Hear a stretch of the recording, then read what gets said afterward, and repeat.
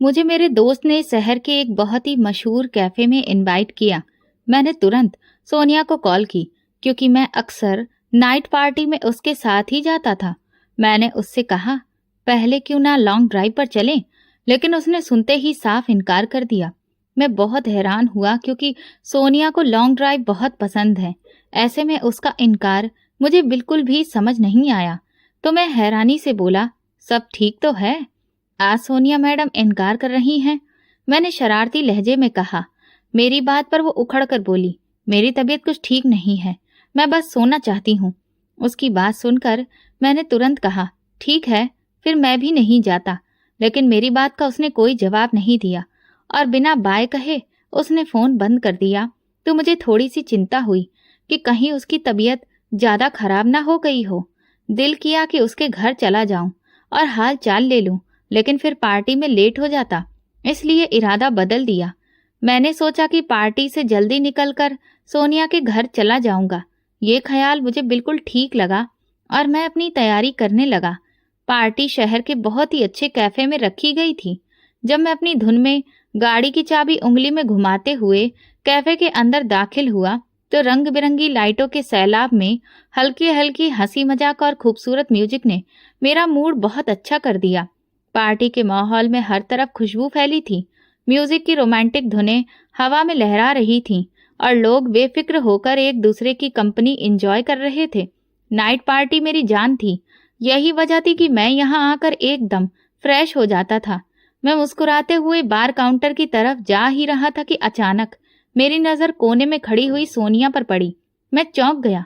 एक पल को लगा कि शायद ये मेरी गलत फहमी है।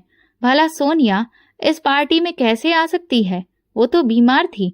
उसने तो मुझसे ठीक से बात भी नहीं की थी और सोने जाने का कहकर फोन बंद कर दिया था। वो यहाँ क्या कर रही है? मैं सोचते हुए अपने बालों में उंगलियां फेरने लगा और दोबारा उसकी तरफ देखा जहां वो खड़ी थी। वहां अब मुझे सोनिया के साथ समीर भी खड़ा दिखाई दिया। मेरे दिल की धड़कन तेज हो गई। वो समीर के साथ इतनी बेझिझक होकर बात कर रही थी कि मैं हैरान रह गया। इतनी खुश तो वो कभी मेरे साथ भी नजर नहीं आई थी जितनी समीर के साथ नजर आ रही थी। बात बात पर जोर जोर से हंस रही थी और ठहाका लगा रही थी। उन्हें इस तरह साथ देखकर मुझे बहुत तेज गुस्सा आने लगा। कुछ सेकंड पहले जो पार्टी की रंगीनियां मुझे अच्छी लग रही थीं, अब वे सब मेरी आंखों के सामने धुंधली पड़ गई थीं और ये सब सिर्फ सोनिया की वजह से हुआ था। मेरा मूड एकदम से ऑफ हो गया। मुझे समझ में नहीं आ रहा था कि अगर सोनिया को मेरे साथ दिक्कत थी और वो मेरे साथ नहीं जाना चाह रही थी तो साफ साफ बता देती। इस तरह मुझसे झूठ बोलने की क्या जरूरत थी? वो अच्छी तरह से जानती थी कि मुझे सबसे ज्यादा नफरत झूठ से है।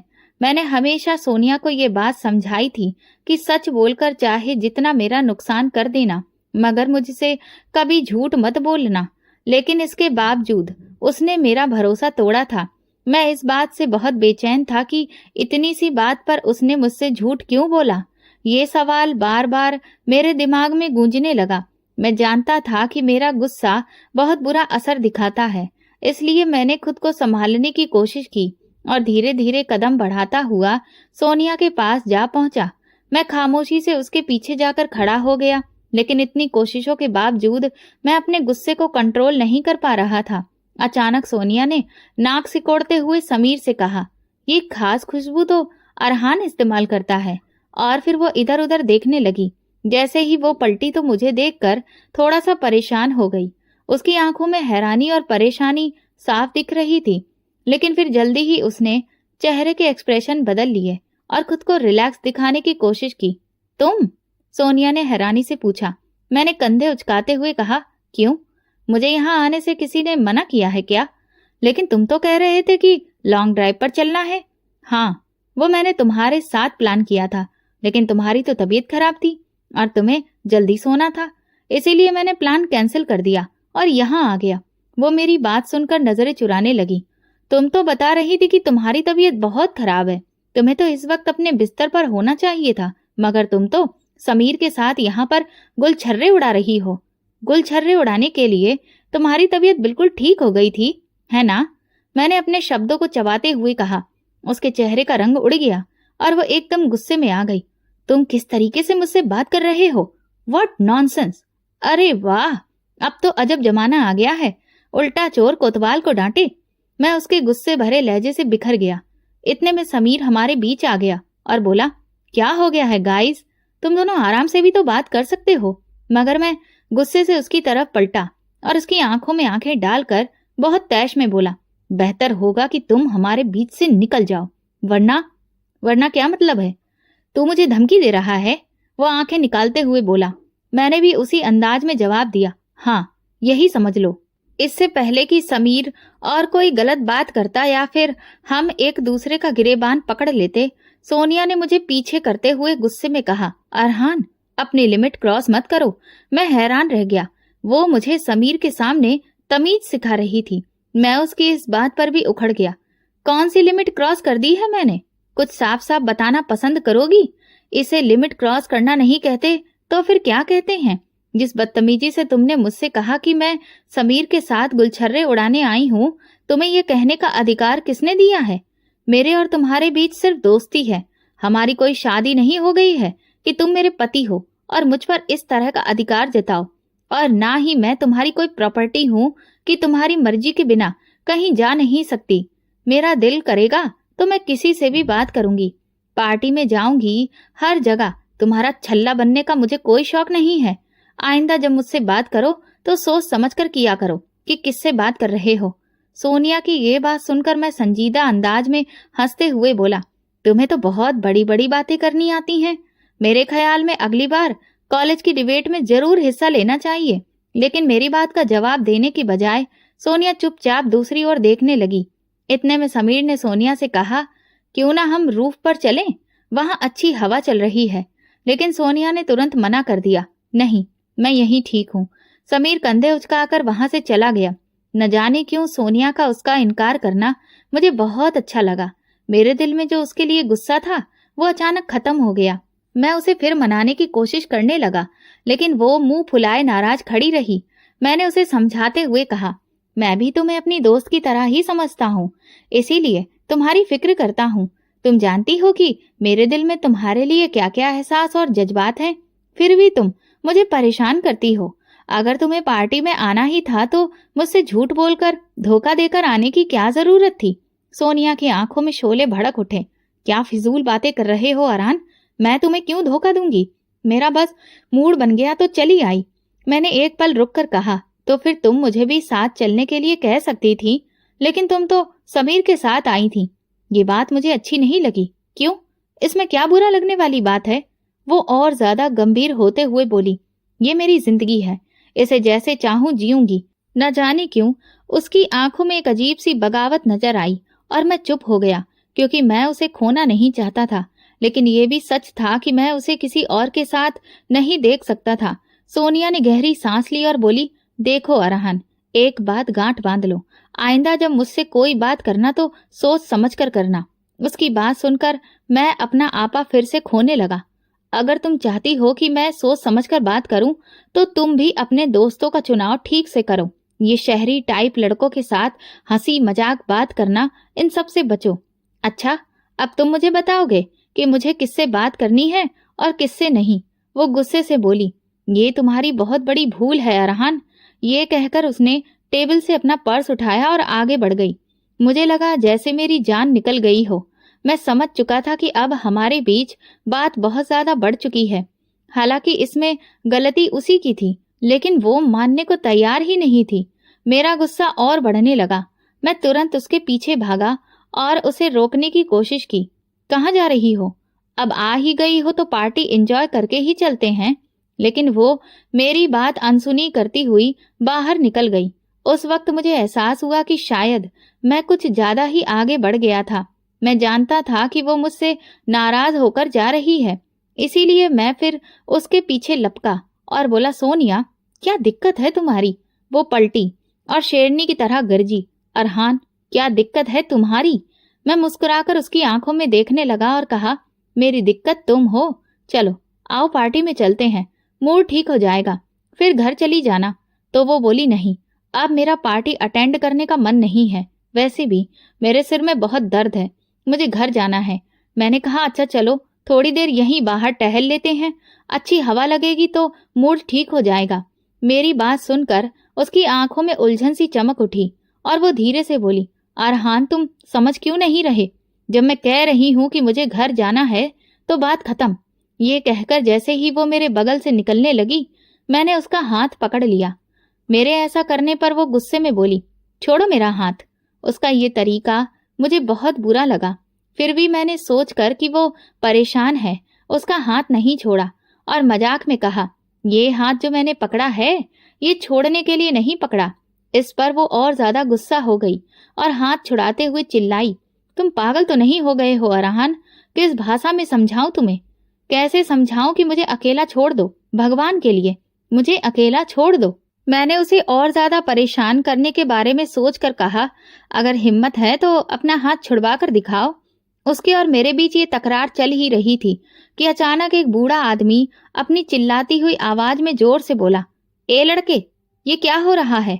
उसकी आवाज पर मैं और सोनिया दोनों पलटकर देखने लगे। वो बूढ़ा, जिसकी आंखों में मेरे लिए गुस्सा और सख्ती थी, अपने दोनों हाथ कमर पर रखे हुए मेरी तरफ बढ़ रहा था। तूने बच्ची का हाथ क्यों पकड़ रखा है? लगता है तुम्हारे घर वालों ने तुम्हारी परवरिश ठीक से नहीं की है। शर्म आनी चाहिए तुम्हें। शरेआम दूसरों की बहू बेटियों का हाथ पकड़ते हो। तुम लोगों की आंखों में शर्म भी मर चुकी है। कितने बेशर्म हो तुम, उसने गुस्से से कहा। मेरे साथ साथ सोनिया भी हैरान होकर उस बूढ़े की तरफ देखने लगी। सोनिया का हाथ अभी भी मेरे हाथ में ही था। इतनी ही देर में वो बूढ़ा हमारे पास पहुंच गया और आते ही उसने मुझ पर हुक्म चलाया, इस बच्ची का हाथ छोड़ दो। मैं कुछ बोलने ही वाला था, लेकिन उसने मेरे जवाब का इंतजार किए बिना ही अचानक मेरे गिरेबान को पकड़ लिया और मुझे जोरदार थप्पड़ जड़ दिया। सोनिया का हाथ मेरे हाथ से छूट गया और मेरा दूसरा हाथ अपने गाल पर चला गया। मैं इस कमजोर बूढ़े मरियल आदमी से इस तरह के जवाब की कोई उम्मीद नहीं रख रहा था कि वो यूं मुझ पर हाथ उठा देगा। मेरी हैरानी कम गुस्से में बदलने लगी, ये मुझे खुद भी पता नहीं चला। वो बूढ़ा सोनिया से मुखातिब होते हुए बोला, बेटी आप चली जाइए, जहां भी आपको जाना हो, और कोशिश कीजिए कि ऐसी जगह पर ना आया करें, और अगर आना भी हो तो साथ में अपने किसी घरवाले या फिर सहेली को लेकर आएं। इनके जैसे लुच्चे लफंगे किसी भी अकेली लड़की को देखकर अपने आपे से बाहर हो जाते हैं, और लड़कियों की इज्जत बहुत नाजुक होती है, तो अपना ख्याल आपको खुद ही रखना चाहिए। सोनिया का चेहरा गुस्से और शर्मिंदगी से लाल हो रहा था। वो कुछ कदम पीछे हटी और फिर मुझे नजरअंदाज करते हुए पार्किंग एरिया की तरफ बढ़ गई, जबकि वो बूढ़ा वहीं खड़ा था। लेकिन मैं तो जैसे पत्थर की तरह अपनी जगह पर खड़ा का खड़ा रह गया। उस हादसे ने मेरे दिमाग को बिल्कुल सुन्न कर दिया था। बूढ़े के थप्पड़ ने मेरे दिल में उतरकर बदले की चिंगारी भड़का दी थी। वो बूढ़ा वहां से जाने लगा तो मैंने गुस्से से कहा, तुम्हें ये थप्पड़ बहुत महंगा पड़ेगा। तो उस आदमी ने मेरी तरफ देखा और फिर धीरे से मुझसे कहा, मैं तुमसे नहीं डरता। यकीनन तुम किसी बहुत ही अमीर बाप के बेटे हो, लेकिन मेरा भगवान तुमसे बड़ा है, और ये मेरे ईमान की ही पहचान है कि एक बुराई जो सरेआम हो रही है उसे मैं किसी भी तरह से रोक सकूं। ये कहकर वो तो चला गया, लेकिन अब मेरे अंदर गुरूर और गैरत को संतुष्ट करने का एक ही तरीका था कि उसका जवाब दिया जाए। मैं अपनी गाड़ी में बैठा और तेज रफ्तार से वहां से निकल आया। सड़क पर गाड़ी चलाते हुए मेरे मन में बस यही सवाल घूम रहा था, आखिर वो बुढ़ा कौन था? उसे ये हक किसने दिया कि वो मुझे रोककर मेरी जिंदगी में दखल अंदाजी करे? मैं इस बात को किसी भी हालत में बर्दाश्त नहीं कर सकता था कि कोई अजनबी मेरी इज्जत के साथ खेलकर चला जाए। मैं बेमकसद गाड़ी सड़कों पर घुमाता रहा और फिर जब बहुत थक गया तो घर का रास्ता पकड़ लिया। लेकिन मैं जानता था कि इस वक्त हमारे घर में कोई भी नहीं होगा, जबकि मुझे एक ऐसे साथी की जरूरत थी जिससे मैं अपना दुख बांट सकता। फिर भी एक झूठी सी उम्मीद पर मैंने घर के सारे कमरों में झांका। हर तरफ सन्नाटा पसरा था। मेरे दिमाग में पहले सन्नाटे की तरह मेरे मन में उन तमाम लम्हों की तस्वीरें चलने लगी जब मैं छोटा था और स्कूल में पहली बार एक बड़ा इनाम जीता था। तब भी मेरे मम्मी पापा वहां नहीं थे, तब भी मैंने अकेले ही वो खुशी का जश्न मनाया था। ऐसे लम्हे मेरी जिंदगी में बहुत थे, मगर आज के हादसे ने उन सबका दर्द फिर से ताजा कर दिया था। मेरे माँ बाप रात के इस शोर में भी घर पर नहीं थे। ये कोई नई बात नहीं थी। ऐसा अक्सर होता था कि वो अपने कामों में इतने व्यस्त हो जाते थे कि उन्हें अपने ही बेटे की हालत का कोई एहसास नहीं होता था। मेरी माँ एक मशहूर सामाजिक कार्यकर्ता थी। उनके दिन का ज्यादातर हिस्सा जरूरतमंद लोगों की मुश्किलों को हल करने और उनके लिए सुविधाएं मुहैया कराने में गुजरता था। अक्सर उन्होंने मुझे बताया था कि उनकी जिंदगी का मकसद दूसरों की मदद करना है। ये बात सुनकर मुझे कभी कभी गर्व भी होता था, लेकिन अक्सर मेरे दिल में एक छोटा सा दर्द भी पैदा होता था कि उनके पास मेरे लिए वक्त ही नहीं है। मेरे पापा भी कुछ कम नहीं थे। वो एक एनजीओ चलाते थे और उनका मानना था कि इस दुनिया में बदलाव लाने के लिए जरूरी है कि हम अपनी बनाई हुई सीमाओं से बाहर निकलें और जरूरतमंद लोगों के लिए कुछ करें। मगर वो बातें अक्सर सिर्फ बातें ही रह जाती। जब उनकी मौजूदगी और मोहब्बत की सबसे ज्यादा जरूरत मुझे होती थी, तब वे कहीं भी नहीं होते थे। उन दोनों की अपनी अपनी दुनिया थी और दोनों ही अपनी इस दुनिया में खुश थे, और इस बात से कोई फर्क नहीं पड़ता था कि घर में उनकी एक औलाद इमोशनल तौर पर टूट रही है और उसे किसी सहारे की जरूरत है। मैं उस वक्त बहुत ज्यादा इमोशनल सपोर्ट चाहता था। मैं सोनिया से बहुत प्यार करता था, लेकिन कुछ समय से मैंने ये बात नोट की थी कि सोनिया मुझसे पीछा छुड़ाने की कोशिश कर रही थी। वो मेरी मोहब्बत का जवाब मोहब्बत से नहीं देती जैसे पहले दिया करती थी, और मुझे यही समझ नहीं आ रहा था कि वो ऐसा क्यों कर रही है। अगर अभी इस वक्त मेरे माँ बाप मेरे लिए अवेलेबल होते तो मैं उनसे सलाह लेता कि मुझे इस मोड़ पर क्या करना चाहिए। एक ऐसी लड़की जिसे मैं दिलो जान से चाहता हूँ, जिसके बिना रहने के बारे में मैं सपने में भी नहीं सोच सकता, वो अब मेरे अलावा किसी और से बात करने में ज्यादा ध्यान दे रही है, और यही बात मेरे लिए बर्दाश्त करना मुश्किल हो रहा था। और आज तो दो दो बातें मेरे लिए बर्दाश्त से बाहर हो गई थीं। एक सोनिया का व्यवहार जो मेरी समझ से ऊपर जा रहा था, और दूसरा वो बुढ़ा जिसने मेरे मुंह पर थप्पड़ मारा, ये जाने बिना कि मैं कौन हूं या सोनिया के साथ मेरा कितना करीबी रिश्ता है। उस आदमी का थप्पड़ याद आते ही मेरा हाथ अपने आप ही मेरे गाल पर चला गया, लेकिन मुझे अचानक एक पल को ख्याल आया कि वो आदमी तो एक अजनबी था। उसे मेरे और सोनिया की नजदीकियों के बारे में कुछ भी नहीं पता था। उसे नहीं पता था कि हम कितने अच्छे दोस्त हैं, और मैं मजाक मजाक में ही उसका हाथ पकड़ के रखा था। लेकिन सोनिया, वो तो ये बात बहुत अच्छे से जानती थी ना, तो उसने उस बूढ़े आदमी से कुछ भी क्यों नहीं कहा? उसने उस आदमी को ये बताने की कोशिश क्यों नहीं की कि ये मेरा दोस्त है? अगर उसने मेरा हाथ पकड़ भी लिया है तो तुम्हें क्या तकलीफ है? लेकिन वो चुपचाप उस आदमी की तरफ देखती रही जैसे उसकी एहसानमंद हो। इस ख्याल के आते ही मेरा दिमाग घूमने लगा। मेरी बेचैनी अब पहले से और भी ज्यादा बढ़ गई। मुझे रह रहकर उस आदमी पर गुस्सा आने लगा, बल्कि सच कहूं तो सोनिया का गुस्सा भी मुझे उस बूढ़े पर निकालने का दिल चाह रहा था। नफरत और बदले की आग मेरे अंदर जलने लगी। आज का दिन मेरे लिए बहुत भारी था।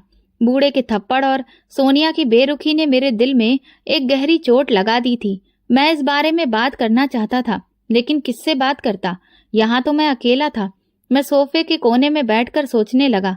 मेरी आंखों में आंसू आ गए, लेकिन फिर बदले की आग मेरे अंदर रोशन हो गई। मैं अपने दिल की बेचैनी को कम करने के लिए कमरे में टहलने लगा। रात का न जाने कौन सा पहर था जब मेरे माँ बाप घर वापस आए। मैं तुरंत अपने कमरे से बाहर निकला और तेजी से उनकी तरफ बढ़ा।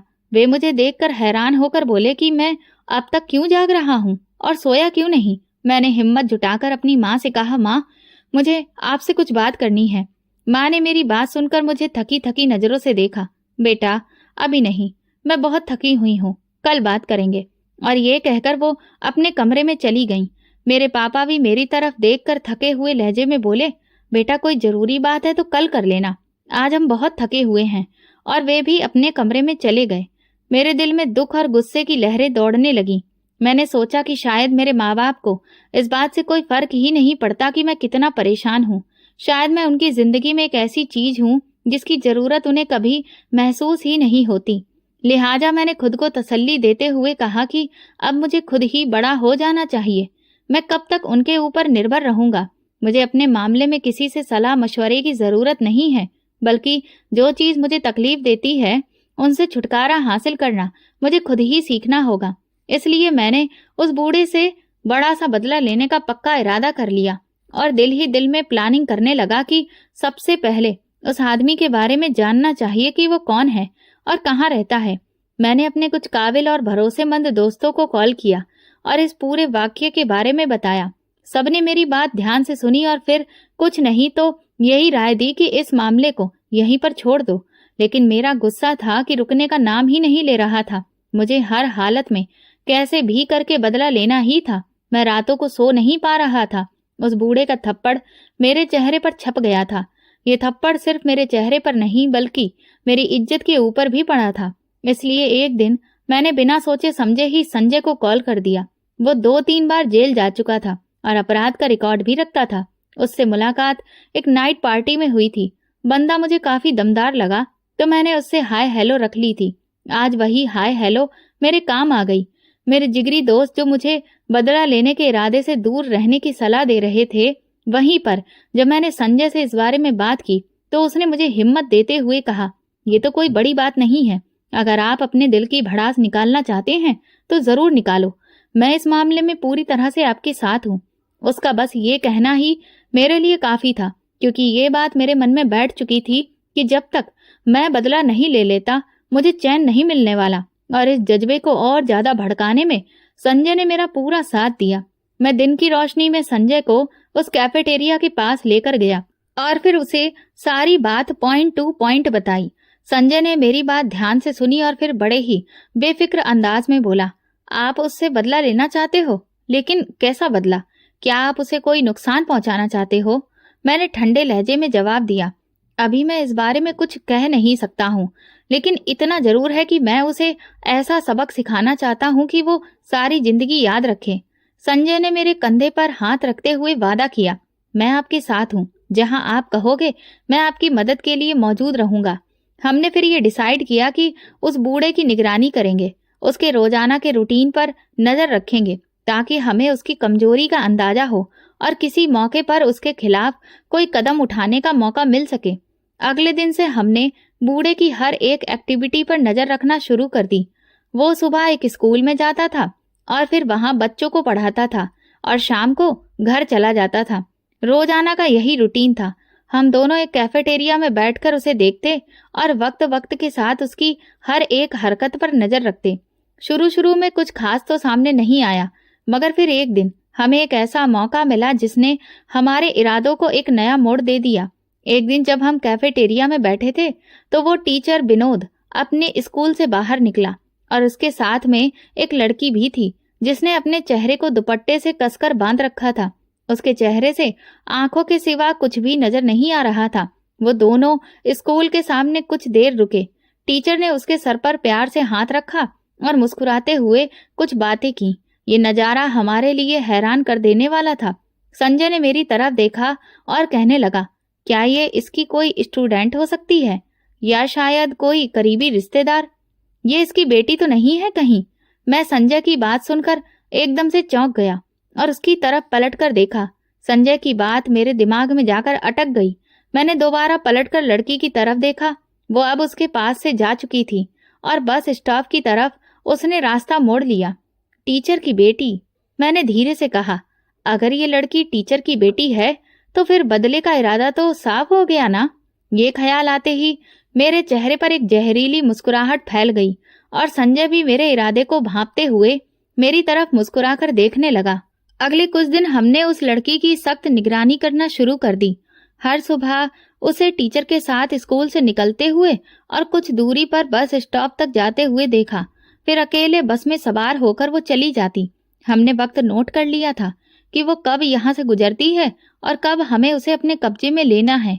उस टीचर विनोद के थप्पड़ ने मेरे अंदर एक ऐसी आग भड़का दी थी जिसे बुझाने का भी एक ही रास्ता था कि किसी तरह उसकी बेटी के साथ मुलाकात और जान पहचान बढ़ाई जाए और उसे फिर मोहब्बत के जाल में फंसाकर उसे ऐसा बदला लिया जाए कि वो टीचर दोबारा किसी के भी मुंह पर थप्पड़ मारने की हिम्मत भी ना करे।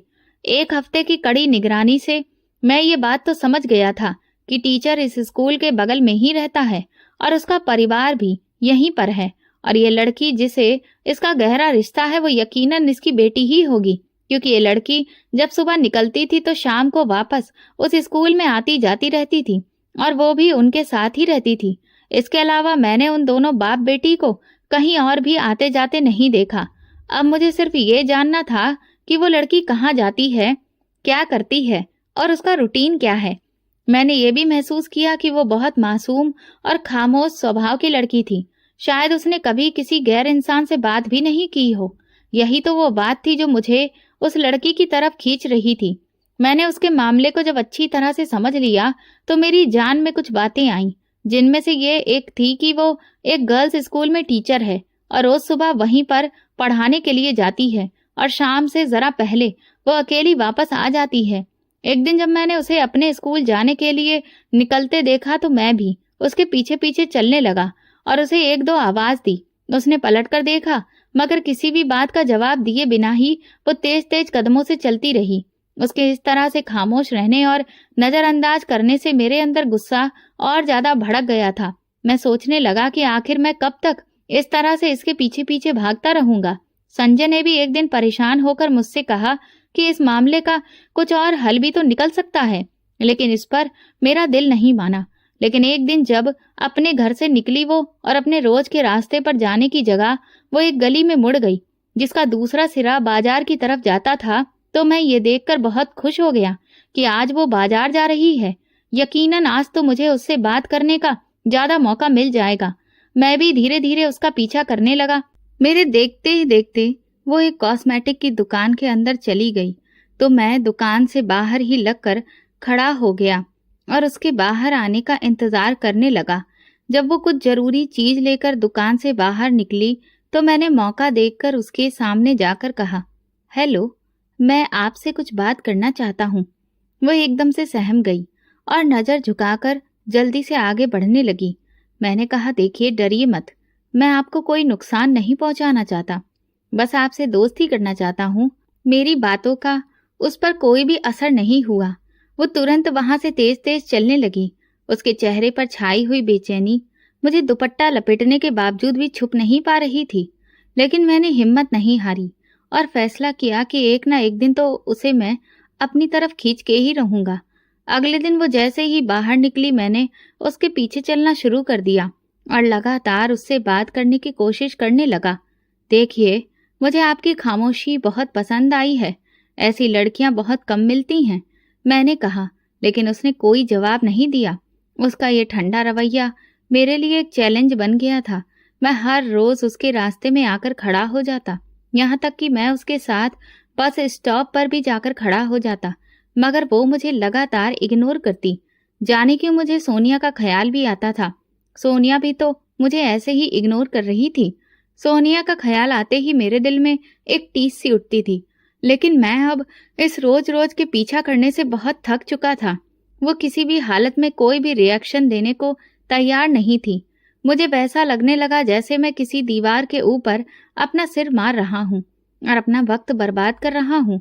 लेकिन हाँ, बस उसकी आंखों से पता चलता था कि वो अंदर ही अंदर से बेचैन है।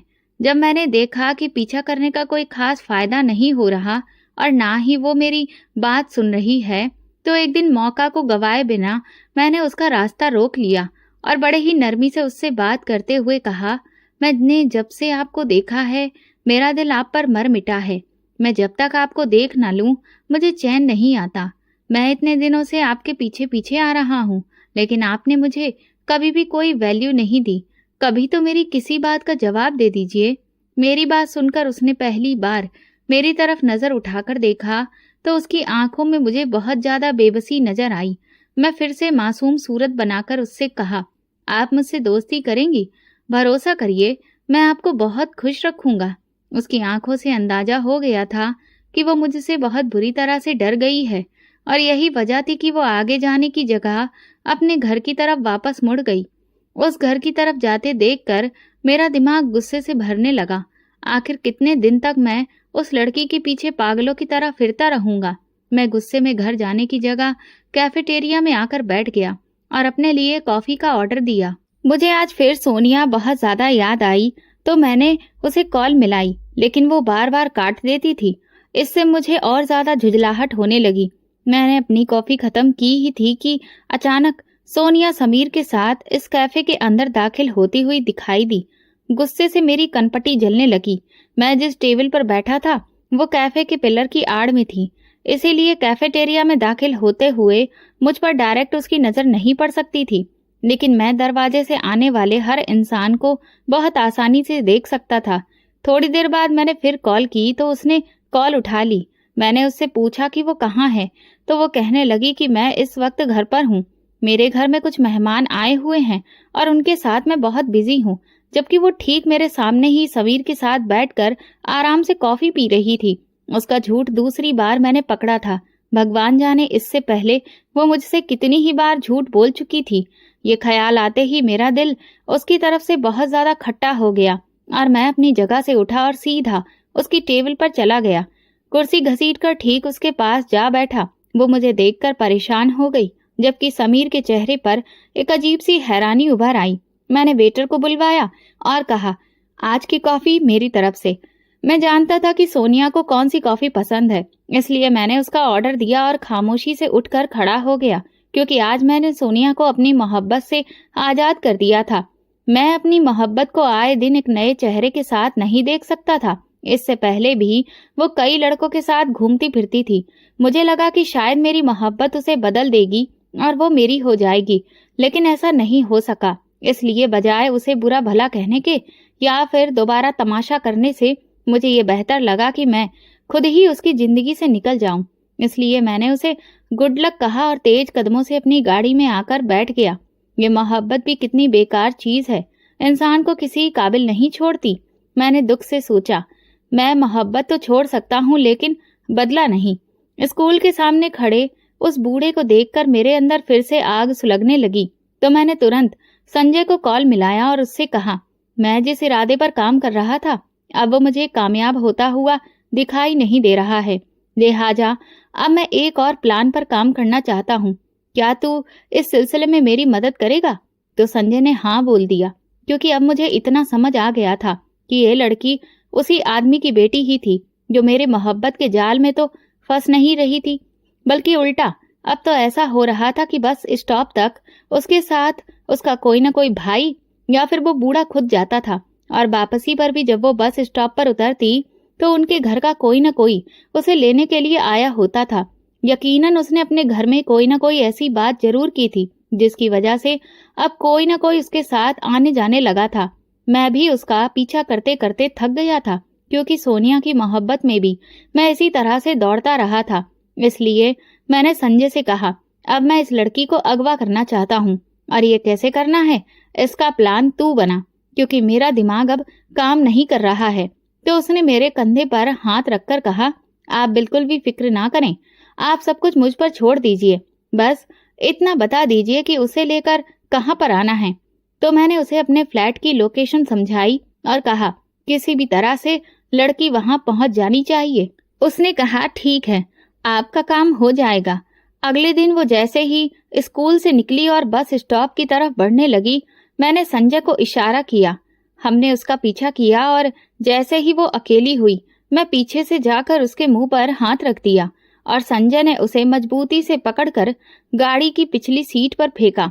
ये कुछ सेकंड की ही कार्रवाई थी, लेकिन उस बूढ़े की नजर में आ गई। वो तुरंत गाड़ी की तरफ लपका, लेकिन इस दौरान मैंने गाड़ी स्टार्ट कर दी और तेजी से आगे बढ़ा दी। हम दोनों ने मास्क पहने हुए थे, इसलिए उस आदमी का हमें पहचान पाना तो सवाल ही नहीं था। इसलिए हम उसकी तरफ से बेफिक्र थे। मैं उस लड़की को बेहोशी की हालत में फ्लैट के अंदर लेकर आया। संजय जा चुका था और अब फ्लैट में मैं और वो लड़की बिल्कुल अकेले थे। वो आधी बेहोशी की हालत में बेड पर लेटी हुई थी, लेकिन भगवान जाने कि मैं अब तक उसके करीब क्यों नहीं जा पा रहा था। मैं उसके होश में आने का इंतजार करने लगा। थोड़ी देर गुजरी कि धीरे धीरे उसके शरीर में हरकत होने लगी, तो मैं अलर्ट हो गया। वो धीरे धीरे होश में आ रही थी। मैं तुरंत पानी लेने किचन में गया और जैसे ही कमरे में वापस आया तो मेरे कदम जैसे किसी ने जकड़ लिए। मैंने आज तक इतनी खूबसूरत लड़की कहीं नहीं देखी थी। उसके चेहरे से उसका दुपट्टा हट चुका था और वो बहुत तेज तेज सांस ले रही थी। उसकी हिरनी जैसी आंखों में डर था और वो अपने दाएं बाएं नजरें घुमाकर ये जानने की कोशिश कर रही थी कि वो कहाँ है। वो बार बार अपना सिर पकड़ लेती थी। यकीनन इस वक्त उसका सर घूम रहा था। मैं दरवाजे के पास खड़ा उसके खूबसूरत चेहरे के दीदार में इतना खो गया था कि मेरे खुद के होश काम करना ही छोड़ चुके थे। जैसे ही उसकी नजर मुझ पर पड़ी, वो एकदम से सिमट कर बैठ गई और रोने लगी। फिर उसने अपने दुपट्टे से अपने चेहरे को फिर से ढक लिया, तो मैंने तुरंत अपनी नजरें नीचे कर ली। पता नहीं क्यों उस वक्त मेरे दिल में ख्याल आया कि इस लड़की को मुझसे डरना नहीं चाहिए। ये ख्याल आते ही मैंने दोबारा उसके चेहरे की तरफ नहीं देखा। पानी लाकर बेड के पास टेबल पर रखा और खामोशी से कमरे से बाहर जाने लगा ताकि मेरे चले जाने पर वो थोड़ा रिलैक्स हो जाए। लेकिन मैं दरवाजे के पास पहुंचा ही था कि उसने मुझे आवाज दी, कौन हो तुम? वही ना जो मेरा रास्ता रोज रोकते थे। तो मैं पलटकर उसकी तरफ देखा। उसने खुद को और अच्छे से दुपट्टे से लपेट लिया, लेकिन उसकी नीली आंखें जो डर से भरी थीं, अब आंसुओं से लबालब भर चुकी थीं। उसकी आंखों में आंसू देखकर मेरा दिल कटसा गया। मैंने धीरे से सिर हिलाकर कहा, हाँ मैं वही हूँ। तुम तो मुझसे मोहब्बत के दावे करते थे ना।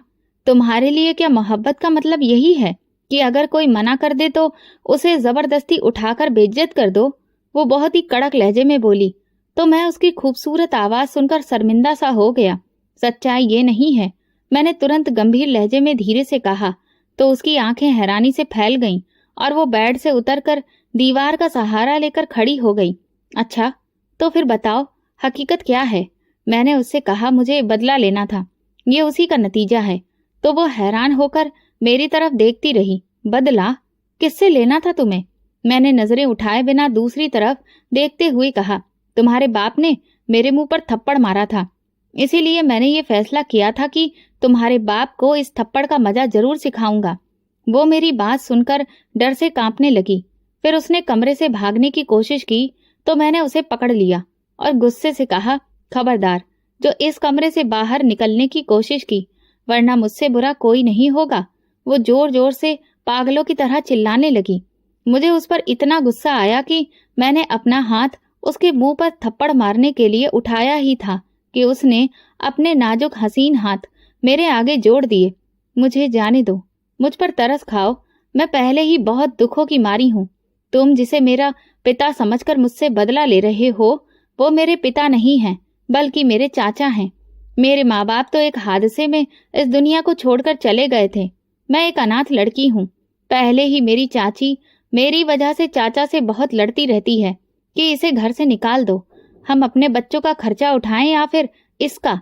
वो मुझे बहुत परेशान करती हैं और अब इस घटना के बाद तो उन्हें एक और मौका मिल जाएगा। प्लीज मुझे वहां छोड़ आओ, अभी किसी को कुछ भी पता नहीं चला होगा। मैं पलटकर उसकी तरफ देखने लगा।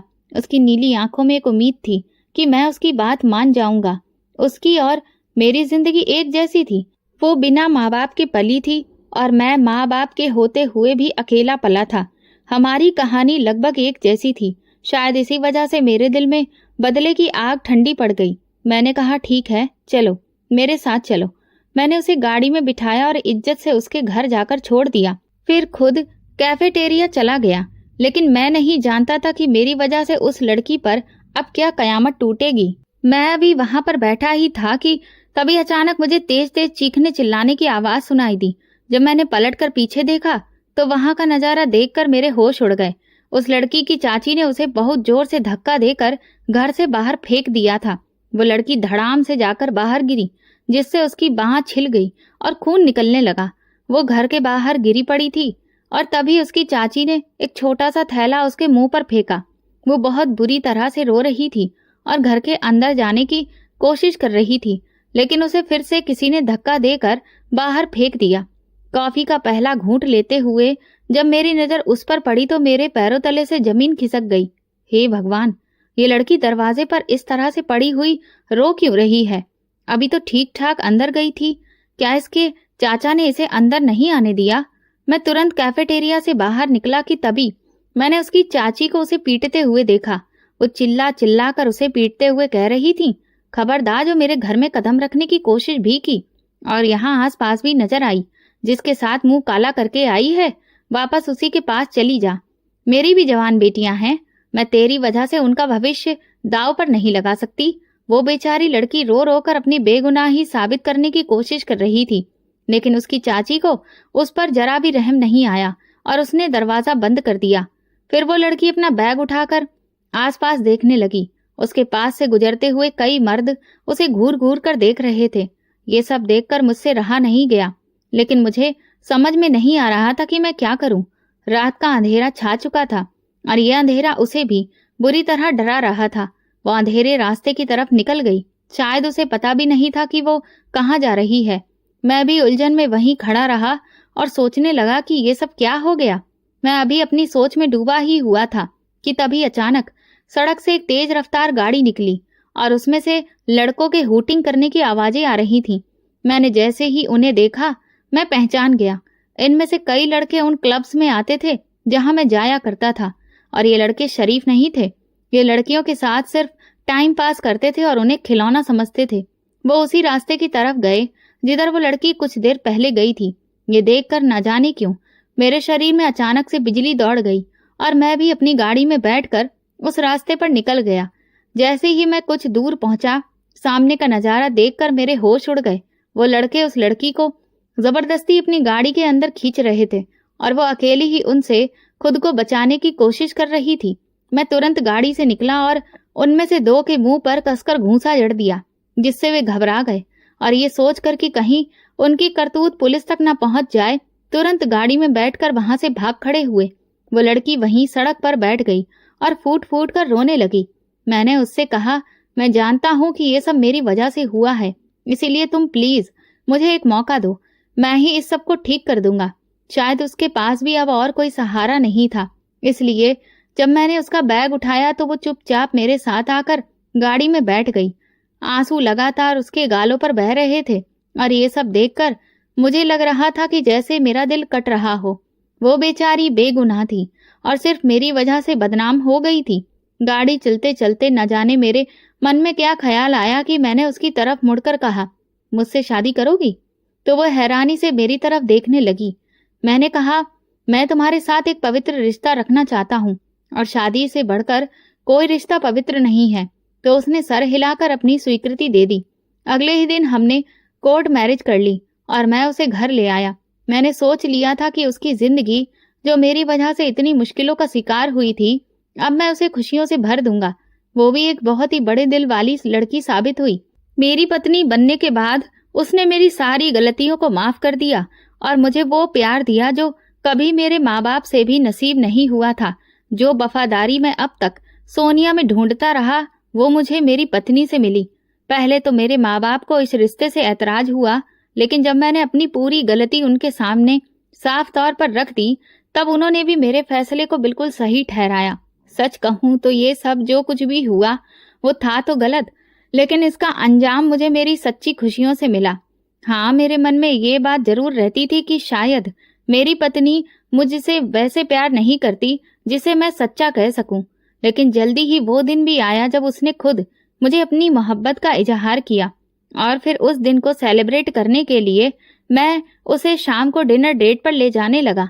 लेकिन जैसे ही हम तैयार होकर बाहर निकल रहे थे, तभी सोनिया बहुत बुरी हालत में अंदर दाखिल हुई। वो पहले तो नाराज होने लगी कि मैंने किसी और से शादी कैसे कर ली। जब मैंने उसे उसकी एक एक हरकत बताई, तब उसे खुद पर शर्मिंदगी हुई और वो अपने किए पर माफी मांगने लगी। वो कहने लगी, मैं भटक गई थी, मेरी आंखों पर लालच की पट्टी बंधी थी।